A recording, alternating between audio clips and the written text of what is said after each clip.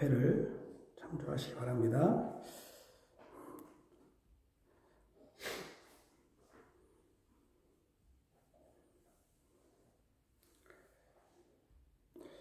우리 구주 예수 그리스도의 사랑하는 성도 여러분, 예수님께서 구약의 사건을, 구약의 예언을 온전하게 성취하셨습니다.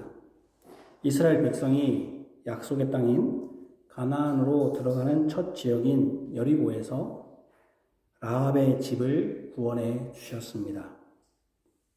가나안 사람들의 무지몽매함 중에도 여호와 하나님을 바르게 한 라합이 있었습니다.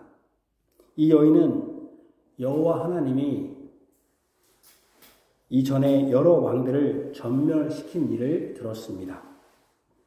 그 말을 들었을 때 가나안 사람들의 마음이 녹았고 정신이 잃을 정도였습니다. 이 여인은 하나님이 하신 일을 듣고 하나님에 대한 바른 고백을 하였습니다. 너희 하나님 여호와는 위로는 하늘에서도 아래로는 땅에서도 하나님이시라 라고 고백했습니다. 하늘과 땅에서 너희의 하나님만이 진정한 하나님이시요 신이다라고 고백한 것입니다. 이 여인은 여리고성이 무너질 때에도 자신의 집이 살아남았습니다. 예수님은 예루살렘에 가시는 여정 가운데 여리고에서 두 시각장애인의 눈을 뜨게 하셨습니다. 제자들은 예수님이 예루살렘에 올라가셔서 고난을 받고 죽임을 당하고 3일에 사신다는 말을 들었음에도 누가 큰 자인지, 누가 더 좋은 자리에 앉을 것인지 따지며 영적으로 눈이 감긴 자들처럼 행동했습니다. 그에 반해서 여리고의 두 시각장애는 구약 여리고성의 라합처럼 영적으로 눈이 떠 있는 사람이었습니다. 주님 앞에 섰을 때 그들은 오직 주께서 불쌍히 여겨 주시기를 위해 소리칠 뿐이었습니다. 다윗의 자손으로 기름 부음 받은 왕 앞에 종들이 엎드려 은혜를 받기를 구하는 자세로 예수님께 자신의 소원을 아뢰었습니다. 예수님은 이 두 시각장애의 눈을 밝혀주심으로 이스라엘 백성, 특히 예수님의 예루살렘에서 있을 일을 들은 제자들의 그 영적 어두움과 대비시켰습니다. 여호수아가 가나안 땅, 그러니까 예루살렘에 있는 가나안 땅에 들어갈 때 첫 지역인 여리고성에 정탐꾼을 보냈습니다. 이스라엘 백성은 그 땅이 어떤 땅이고 그들이 싸워서 다 멸해야 할 지역과 그 사람들의 특징을 알 필요가 있었습니다. 그들은 가나안 땅이 거저 주어지는 것이 아니라 싸워서 얻어야 할 지역이었습니다. 싸우기 위한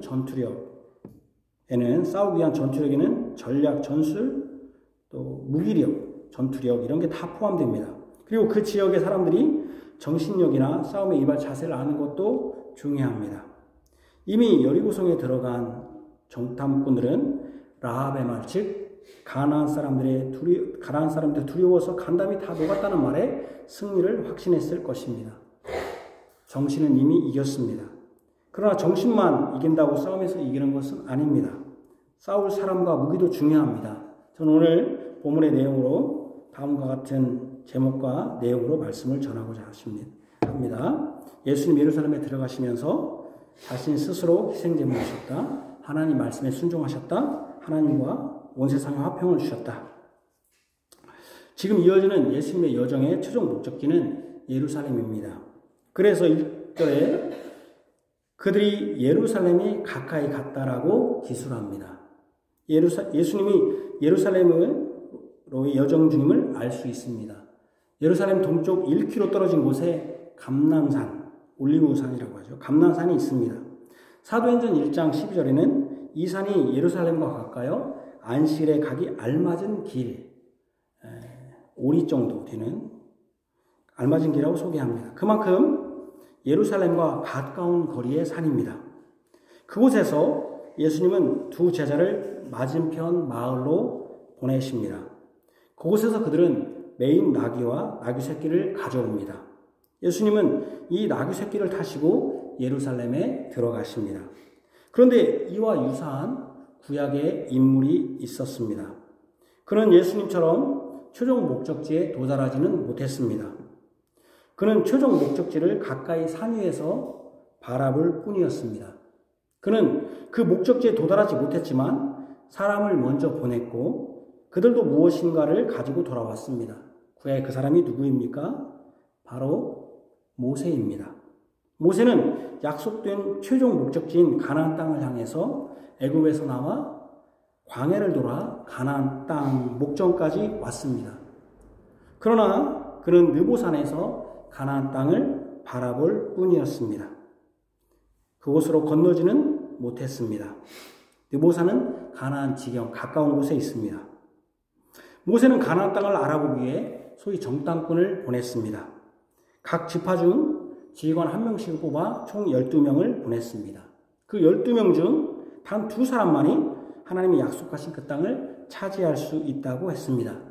40일 동안 가나안 땅을 정탐하기를 마친 그들은 그 땅과 그 땅에 있는 과일을 가지고 왔습니다. 그 과일을 보면서 그 땅은 젖과 꿀이 흐르는 땅이다 하면서 그 땅의 모든 백성이 신장이 장대 같아서 자신들이 스스로 보기에도 메뚜기 같다라고 하면서 그 땅을 저주하면서 악평하면서 차지하지 못한다고 했습니다. 오직 2사람 여호수아와 갈렙만이 여호와께서 우리를 기뻐하시면 우리를 그 땅으로 인도하여 들이시고 그 땅을 우리에게 주시리라고 했습니다. 모세는 가나안 땅을 느보산에서 바라보기만 했을 뿐 들어가지는 못했습니다. 모세는 애굽에서 이스라엘 백성을 구원한 이스라엘의 구원자였지만 정작 자신은 하나님이 약속하신 땅은 들어가지 못했습니다. 그러나 여기 모세보다 더 큰 진정한 구원자가 있습니다. 바로 예수님입니다. 예수님은 감람산에서 가까운 거리, 느보산과 같은 가까운 거리에 있는 그에게 약속된 사명인 죽으시고 부활하심으로 자신의 백성을 구원하실 일을 할 장소인 예루살렘의 성에 들어가십니다. 그분은 모세보다 큰 진정한 유일한 구원자입니다. 그런데 그 구원을 예수님은 어떻게 이루셨습니까? 모세가 12명이 있는데 12명 중에 2명이 그 땅을 차지할 수 있다고 했지 않습니까? 예수님도 감람산에서 2명을 그러니까 데비드죠. 모세가 12명 보냈는데 2명, 여기도 2명을 보낸 거 데비드죠. 예수님은 2제자를 맞은편 마을로 보내시면서 매인 나귀와 나귀 새끼를 함께 풀어 가져오라고 하십니다. 5절은 멍에 매인 짐승이라고 분명히 지시합니다. 민수기 19장 2절에 보시면 온전하여 흠이 없고 아직 멍에 매지 아니한 붉은 암송아지를 제사의 제물로 바친 내용이 있습니다. 사무엘상 6장에는 엘리의 아들들이 블레셋과 싸우다가 법궤를 빼앗겼습니다. 블레셋과 이스라엘과의 싸움에서 이긴 후 법궤를 빼앗아 온 후에 블레셋이 그 땅에 여러 재앙이 벌어졌습니다. 그래서 다시 그 법궤를 이스라엘 진영으로 보내는 내용이 있는데 7절에 새 수레를 하나 만들고 멍에를 메어보지 아니한 전나는 2 송아지를 끌어다가 여기 멍에를 매지 아니한 이 재앙이 법궤가 내린 것인지 아니면 우연인지 시험해 보기 위해 목적으로 멍에를 메어보지 아니한 소를 선택했습니다. 그 다음에 그 소가 이스라엘 왔을 때 이스라엘 백성들이 그 소를 잡아서 제사를 드렸습니다. 멍에를 매지 않았다는 것은 아직 안장을 얹지 않은 말이라는 의미입니다. 길들여지지 않은 말 이런 뜻이죠. 이 말인즉 아직 나귀 새끼는 멍에를 매지 않은 안장을 얹지 않았다는 것입니다. 이것은 구약에서 특별한 목적, 즉 제사에 사용된 짐승은 멍에를 매지 않은 송아지를 사용했음을 상기시킵니다. 예수님은 멍에 매지 않은 새끼 나귀를 타심으로써 멍에 매지 않았다는 것이 증거가 아까 안장을 매지 않은 거잖아요. 21장을 보면 사람들이 겉옷을 어떻게 했습니까? 겉옷을 그 위에 펴고 나귀를 끌고 와서 자기들의 겉옷을 나귀 위에 딱 편 것을 보면 멍에를 매지 않았고 안장을 매지 않았다는 것을 분명히 알 수 있습니다. 이것은 구약에서 특별한 목적, 제사에 사용된 짐승은 멍에를 매지 않는 송아지를 사용했음을 상기시킵니다. 예수님은 멍에 매지 않은 새끼 나귀를 타심으로써 앞으로 그에게 특별한 일이 있을 것임을 나타내 보이신 것입니다. 지금 예수님이 예루살렘에 들어가시는데 이 기간이 6월절입니다. 6월절에 지금 들어갑니다. 이 6월절은 유대인들의 최대 절기로서 명절로서 이날은 모든 사람이 흠없는 멍에 매지 않은 소나 송아지로 또는 여러 가지 양이나 또 비둘기로 제사를 드립니다. 예수님이 맞은편 마을에서 매인 나귀와 나귀 새끼를 풀어서 내게로 끌고 오라고 했을 때 그 말을 들은 사람은 이 사람이 6월절 제사를 준비하기 위해서 쓰려나 보다 했을 수 있습니다. 물론 21장 12절에 매매하는 사람들을 볼 때 이 나귀와 나귀 새끼가 제물로 사용될 가능성은 낮습니다만 어쨌든 맞은편 마을 사람은 6월절이니 필요한 모양이다 하고 주었을 것입니다. 예수님이 주께서 쓰시겠다고 하면 즉시 보낼 것이라고 한 것을 볼 때 주께서 이 일을 위해서 맞은편은 어떤 사람을 준비해 두신 것입니다. 이 맞은편 익명의 이름을 알지 못하는 익명의 어떤 사람은 예수님의 이 일을 성취하기 위해서 하나님이 예비해 두신 사람입니다. 그러나 그 사람의 이름이 성경에 기록되지 않은 것으로 볼 때 우리의 관심은 그 무명의 예수님의 종을 너무 강조할 필요는 없습니다. 그 무명의 예수님의 종은 예수님의 때에 예수님을 위해 하나님께서 그에게 예비한 일을 한 것입니다. 예수님도 예루살렘에 들어가셔서 6월절 제사를 드려야 합니다. 실제로 예수님은 마태복음 26장에 6월절 떡과 잔을 받으시고 그 의미를 알려주셨습니다. 그런데 그때에도 6월절을 어디서 지낼까 할 때 18절에 성한 아무에게 가서 이르되 선생님 말씀이 내 때가 가까이 왔으니 내 제자들과 함께 6월절을 내 집에 지키겠다 하시더라 했습니다. 여기 성한 아무개에게 가서 이르되 아무개 이것이 지금 예수님이 예루살렘으로 나귀 새끼를 타고 들어가시는 것과 비슷합니다. 건너편 마을로 가서 나귀와 나귀 새끼를 가져오는데 그 사람의 이름은 기록되지 않고 주가 쓰시겠다고 하면 준다는 것뿐입니다. 6월절 명절을 지내는 것도 성한 아무개에게 가서 거기서 하겠다. 그 집사람 이름이 안 나와요. 아무개뿐입니다. 아무개 이름이 없죠. 여기도 이름이 없는 어떤 아무개입니다. 예수님이 예루살렘에 들어가시는데 사용된 나귀와 나귀 새끼 그리고 6월절을 보낼 집을 마련한 사람은 아무개 또는 무명의 어떤 사람입니다. 이 중요한 예수님의 구원의 일과 관련된 사건에 준비한 사람을 언급하지 않았습니다. 이것은 창세기에 아브라함이 이삭을 모리아 산에서 바칠 때를 상기시킵니다. 창세기 22장 7절에서 8절입니다. 이삭이 이르되 불과 나무는 있거니와 번제할 어린 양은 어디 있나이까? 아브라함이 이르되 내 아들아 번제할 어린 양은 하나님이 자기를 위하여 친히 준비하시리라. 번제할 어린 양은 어디 있습니까? 했는데 번제할 어린 양은 하나님이 자기를 위하여 친히 준비하시리라. 여기 불과 나무는 있습니다. 여기 불과 나무는 그런데 번제할 어린 양은 없다는 것입니다.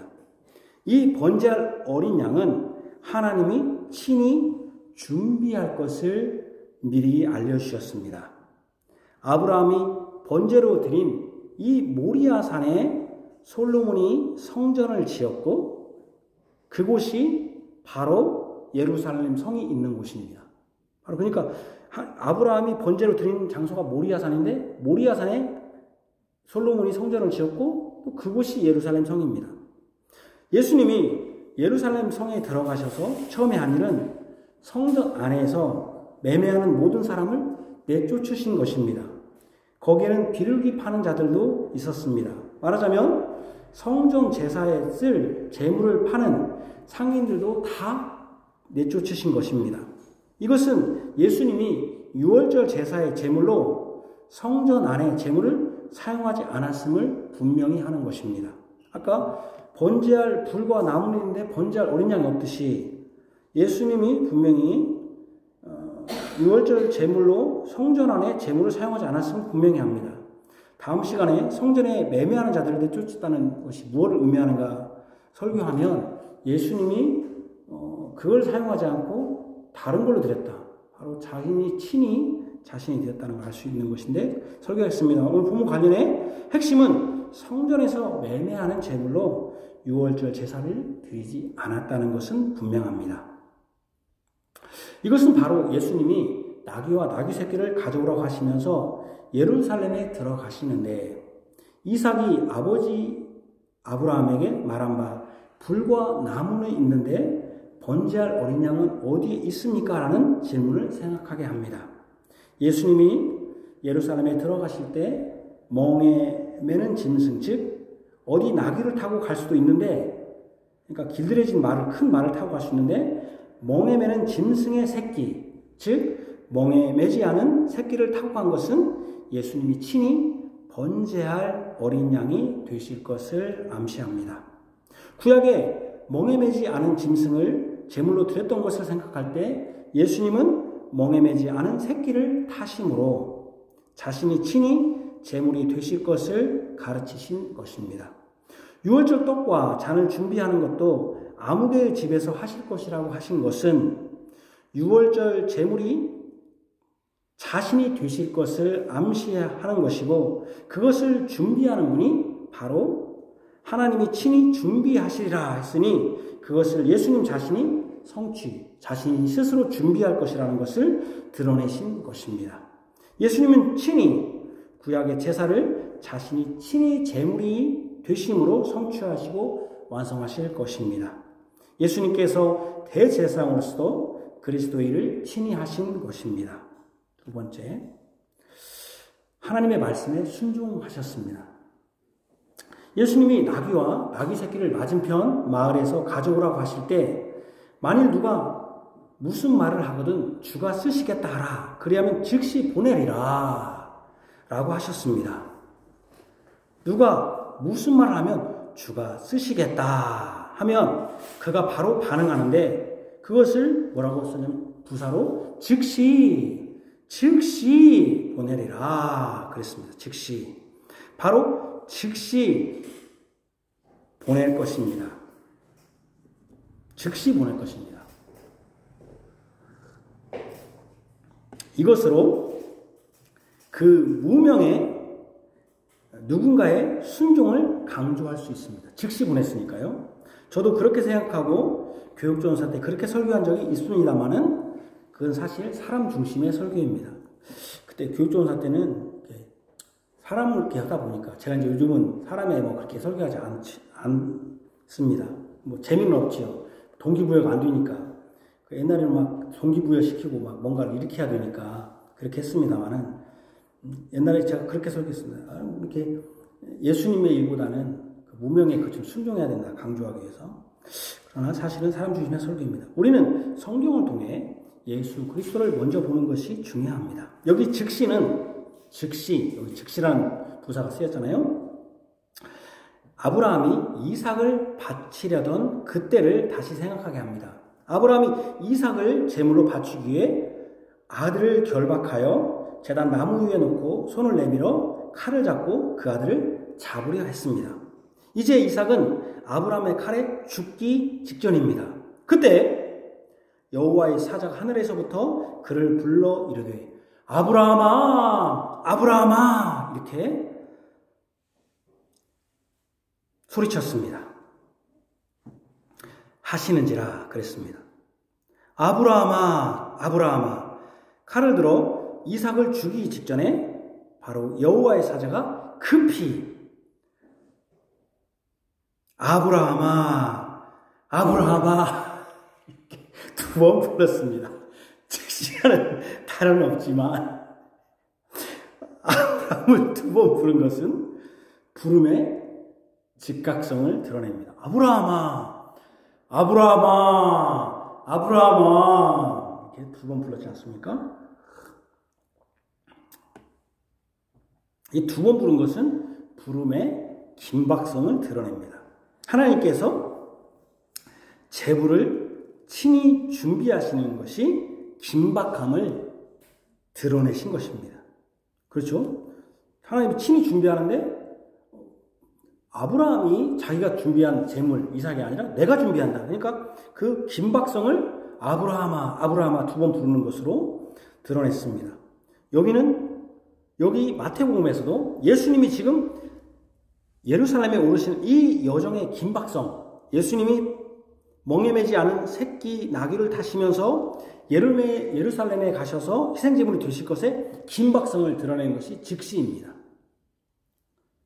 그러니까 우리는 이 무명에 알지 못하는 누군가의 순종을 강조하기보다는 아브라함아, 아브라함아 부르시면서 그 제물을 준비하는 것이 누구였습니까? 하나님이셨거든요. 무명이 어떤 사람이 아니라. 그러니까 여기서 우리는 무명이 알지 못하는 그 누군가의 순종을 강조하기보다는 예수님의 순종을 주목할 필요가 있습니다. 이 나귀와 나귀 새끼를 가져오라고 한 말의 주도권은 그것을 즉시 준 사람이 아니라 그것을 가져오도록 한 예수님이기 때문입니다. 예수님은 예루살렘에 들어가시는 신분이 예수님은 예루살렘에 들어가실 때 그 신분이 한 개인으로 들어가신 것도 아닙니다. 여기 5절을 보시면 시온 딸에게 이르시기를 내 왕이 내게 임하나니 그는 겸손하여 나귀 곧 멍에 매는 짐승의 새끼를 탔도다 하라 하였느니라. 예수님은 분명히 왕으로서 예루살렘에 들어가시는 것입니다. 예수님은 진실로 만왕의 왕이시고 만주의 주입니다. 그런데도 그분은 구약 스가랴의 말씀을 순종하고 성취하셨습니다. 순종하셨습니다. 시온에 따라 크게 기뻐할지어다. 시온에 따라 크게 기뻐할지어다. 예루살렘에 따라 즐거이 부를지어다. 보라 내 왕이 내게 임하나니 그는 공의로우시며 구원을 베푸시며 겸손하여 나귀를 타시나니 나귀의 작은 것 나귀 새끼니라. 예수님은 왕이십니다. 그분은 구원을 베풀고 공의를 실현해야 할 왕입니다. 여러분 공의, 구원하면 무슨 생각이 듭니까? 강력한 힘을 필요로 합니다. 공의를 실현하려면 바르지 못한 것을 바르게 하려면 힘이 필요하고 속박당하는 자들을 구원하려면 그 속박하는 자보다 더 강한 힘이 필요합니다. 그런 공의와 구원을 상징적으로 보여주기 위해서 예루살렘에 들어가시는 그것도 왕의 신분으로 들어가시는 예수님의 입장에서는 더 강력한 힘을 가지고 있다는 상징적인 것이 필요할 수 있습니다. 지금도 사람들이 예배당 건물이나 인테리어 그 안에 많은 사람들과 웅장한 사운드의 음악과 여러 프로그램으로 압도되어 이렇게 많은 사람이 있는 곳은 하나님이 함께 하시는 것이 분명하고 그 교회를 이끄는 담임 목사는 다른 작은 규모의 교회의 담임 목사와는 다른 하나님의 특별한 사랑과 은혜를 입어 하나님이 더 크게 쓰는 사람이라고 여기지 않습니까? 그렇다면 예수님을 아직도 왕으로 인식하지 못하는 그 사람들에게 내가 왕이라는 것을 분명히 인식시키기 위해서는 더 강한 어떤 장치나 쇼가 필요하지 않겠습니까? 이스라엘 무리들에게는 예수님은 갈릴리 나사렛에서 나온 선지자일 뿐입니다. 11절에 보면. 그러나 예수님은 분명히 왕으로서 예루살렘에 들어가시는 것인데도 불구하고 그분은 겸손하셨습니다. 이것은 겸손했다 그랬습니다. 첫사람 아담과 데빌리는 마지막 아담이신 예수님을 생각하게 합니다. 첫사람 아담도 왕이라면 왕입니다. 단지 모든 피조물 중에 왕이었습니다. 모든 피조물을 다스릴 권한을 하나님께 부여받았습니다. 천사를 제외하고는요. 그러나 그는 하나님과 같은 왕은 아니었습니다. 그는 피조물이며 그 피조물을 다스릴 권한을 부여받은 존재였습니다. 그것은 하나님께 큰 은총을 입은 영광의 혜택을 받은 것입니다. 그러나 아담은 그 은총을 잊고 스스로 창조주 하나님이 되려 했습니다. 교만해지려는 거죠. 교만해진 거죠. 온 우주 만물의 왕이 되고자 한 것입니다. 자신의 위치를 버리고 반역한 것입니다. 자신의 위치가 사람인데 자기 신분이 왕이 아니고 사람인데 왕이 되고자 한 거죠. 온 우주의 왕. 호세아 6장 7절은 아담처럼 언약을 어기고 거기서 나를 반역했다고 말씀합니다. 반역입니다. 아담은 하나님의 언약의 말씀을 알았음에도 어기고 반역했습니다. 그러나 마지막 아담이신 예수님은 첫사람 아담과 대비되는 창조주이시면서 제2위 되시는 성자 하나님이십니다. 그럼에도 불구하고 그는 아담처럼 하나님과의 언약을 어기지 않았습니다. 아담처럼 자신의 위치를 버리고 교만하지 않았습니다. 예수님은 아담을 지은 창조주 하나님이시요 온 우주 만물의 영원한 왕이시며 주이신데도 겸손하셨습니다. 성경은 분명히 그것을 말씀합니다. 스가랴서는 이 겸손은 공의와 구원을 위한 것이라고 했습니다. 예수님은 왕이심에도 겸손한 왕이시고 그 겸손은 공의와 구원을 위한 것입니다. 이것은 우리에게 큰 위로가 됩니다. 사람들은 끼리끼리 놉니다.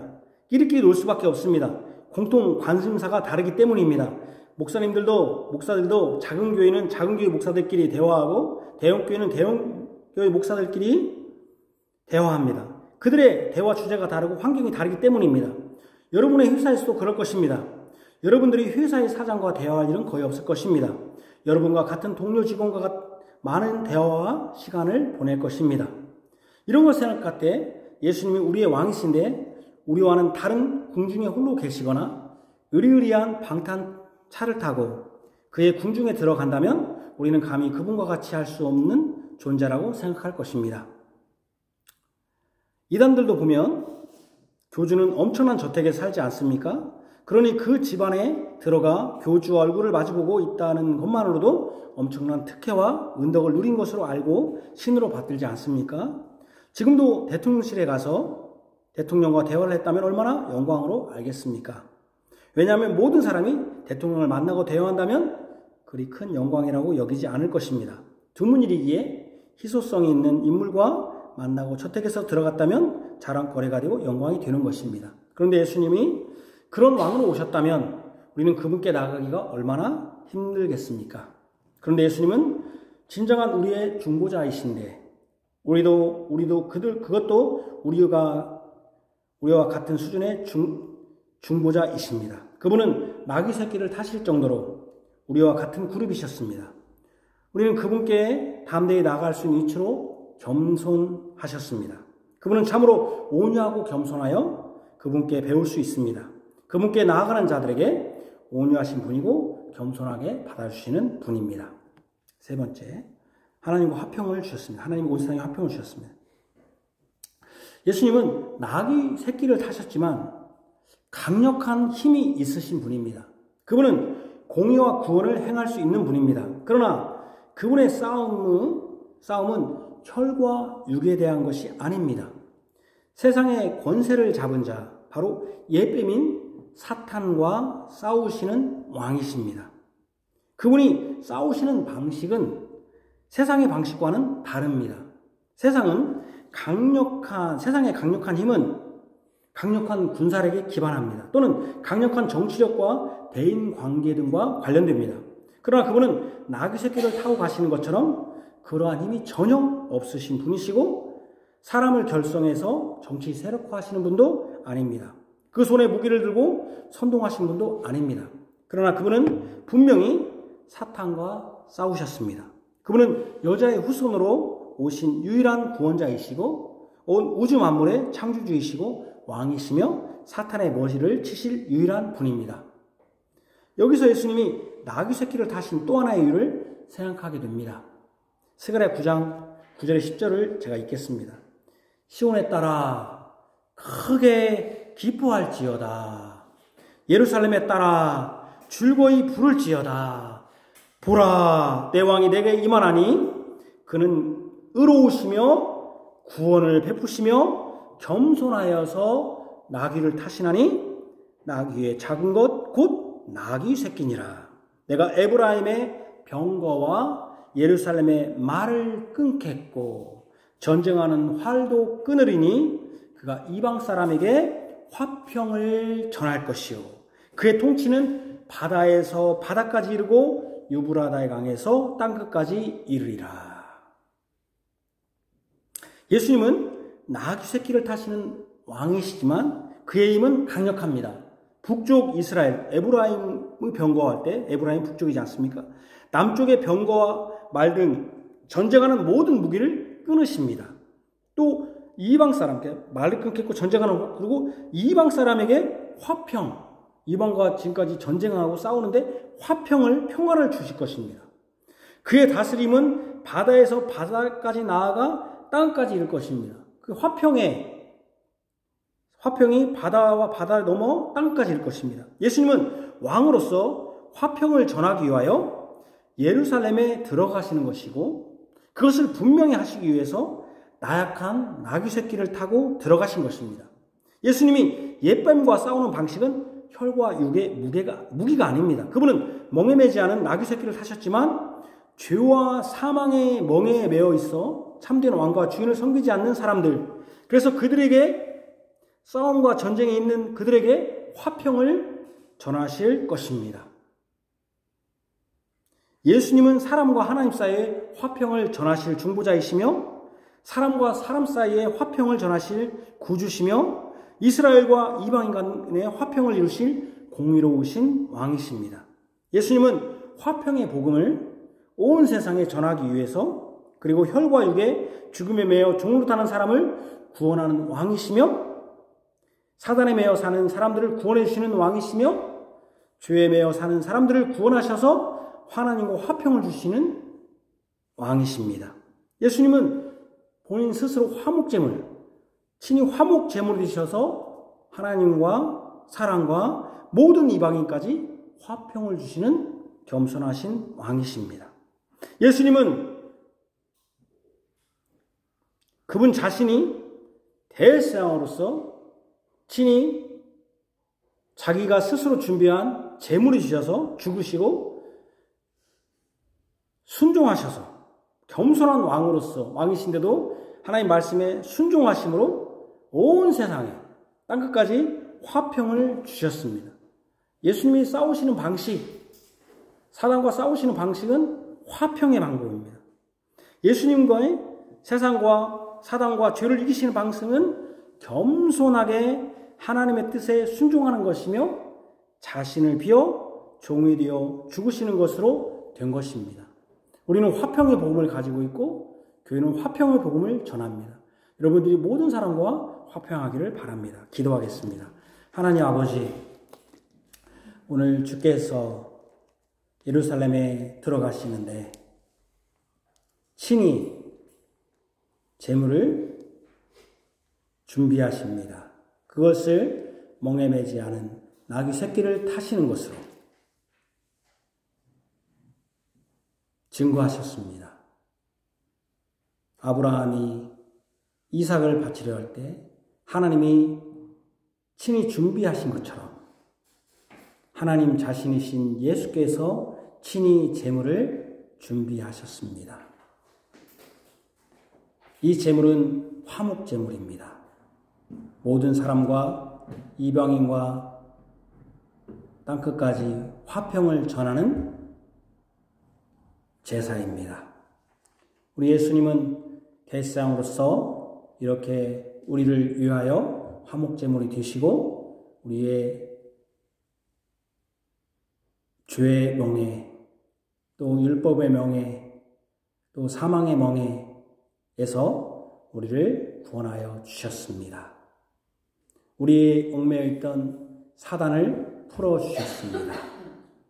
예수님은 왕이심에도 불구하고 말씀에 순종하셨습니다. 겸손하셔서 나귀 새끼를 타시고 오르셨습니다. 이것은 예수님의 승리가 혈과 육에 대한 것이 아니라 하나님의 말씀을 순종하심으로 이루어질 것을 나타내 보여주셨습니다. 여전히 지금도 예수님은 온유하고 겸손하여 우리의 멍에를 놓고 자기 멍에를 메고 배우라고 우리를 초청하십니다. 우리는 겸손하신 예수님 앞에 나아갈 때 참된 구원을 누리며 안식을 누립니다. 지금도 많은 사람들은 의리의리한 것들로 자신의 힘을 과시하고 하나님이 함께 하신다고 과시하지만 예수님은 오직 하나님이 함께 하시는 것을 말씀의 순종으로 보여주셨습니다. 예수님은 이렇게 왕이신데 겸손한 왕이시고 왕으로서 말씀의 순종함으로 사단을 이길 것임을 알려주셨습니다. 우리도 왕같은 제사장이 되었습니다. 사단을 이길 수 있는 방법은 예수님처럼 겸손하여 하나님의 말씀에 순종하는 것임을 깨닫습니다. 예수님은 온 세상에 화평을 주셨습니다. 모든 이방과 화평을 주셨습니다. 주의 복음이 들어가는 곳에 평화가 있습니다. 그러나 그 평화를 이용하여 또 동성애를 찬동한다든지 잘못된 것을 다 받아들이는 것은 주님의 뜻이 아닌 줄 압니다. 주님의 평화는, 화평은 하나님의 뜻에 합당한 화평, 하나님 말씀에 합당한 화평인 줄 아옵니다. 우리는 가능하면 모든 사람과 평화하게 하시고 화평하게 하시고 또 교회가 화목하게 하시고 그리고 하나님과 이웃에 화평하게 하여 주옵소서. 예수님 이름으로 기도합니다. 아멘.